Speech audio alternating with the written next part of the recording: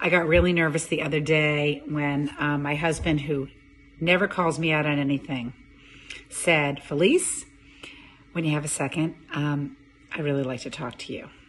Everything went through my mind, like maybe I hadn't paid enough attention to him. Maybe he felt overlooked. Every time he says, get in the car, I start finding a million things to do. I'm always running late. It's inconsiderate.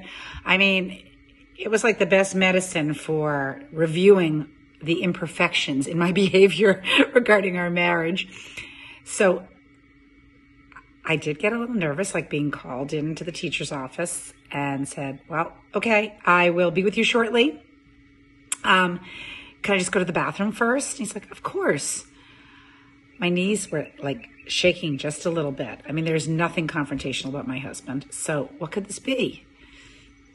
We've been married 12 years.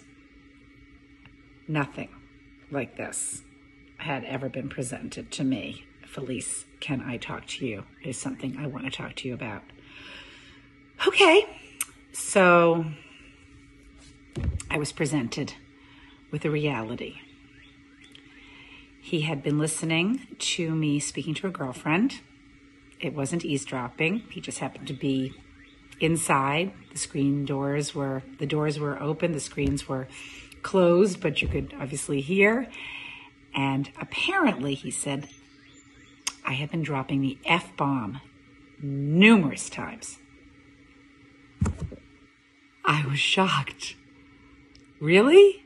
What the fuck? You kidding? That's what was bothering you? And he was like, seriously, that is not the reaction I was looking for. I didn't even know what to do with it. I am fully aware that there are very few words that describe what I want to say better than the F-bomb. I can't even tell you how many years I've been using it for. I started thinking, okay, is this like a generational thing, or the way he grew up, or did his parents never swear? I mean, my dad would swear when he was furious. I grew up with that not being appropriate either, but pretty much can't watch a TV show or movie these days without it. So I'm sure I have been affected like most. But there is a certain amount of glee, joy, and relief in dropping the F-bomb. I am guilty. Not really that remorseful, maybe not at all, and definitely not wanting to change. So what was going to happen here? That's not really the point of the story. The point of the story is, do you find that you're dropping the F-bomb too many times? Does it bother people? I don't know. Nobody's ever called me out on it before. But, oh yes, once on the golf course. But it was a 30-foot putt. I had no business making it. It just like, it went straight, then it went around like the cup like once and then dropped in. I was so excited. I yelled, what the fuck? I couldn't think of I didn't even have to think. It was like my insides I was jumping. I was excited. That was my language. Apparently that's not language to use at the golf course, but that was my language. And it seemed to say it all. I had a great score that day. That was it. Didn't seem like it would be bothering anybody. And frankly, there are a few times when it's appropriate. I can think of, like last Friday night, I decided to follow a recipe.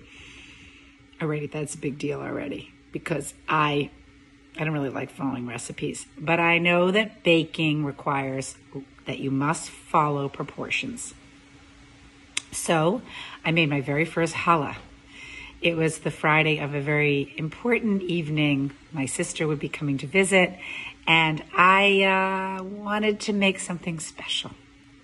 Our very first guest since COVID started last March. I followed the directions. I punched down the dough. It was exciting. Things were moving along the way they were supposed to, according to the directions.